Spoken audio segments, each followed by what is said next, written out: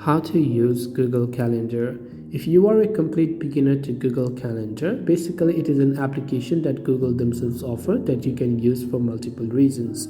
First, after you launch the Google Calendar app, this is the type of interface you will see. You want to make sure to log into the correct Google account. If you wish to add an event or anything, you can tap the plus icon from the bottom right of the screen to create an event for a certain date, to create a task, or to cancel it. If you tap on the three lines option from the top left, you'll find the option to schedule and everything accordingly. You'll also find your event color and so on. As you can see, you can choose to show or not show the events, task and other things as such if you have. If you go to the settings option from the bottom left, over here you'll be able to see just some of the general settings where you can manage the account that you wish to choose, and you should also be able to choose other time zone and alternate calendar and so on.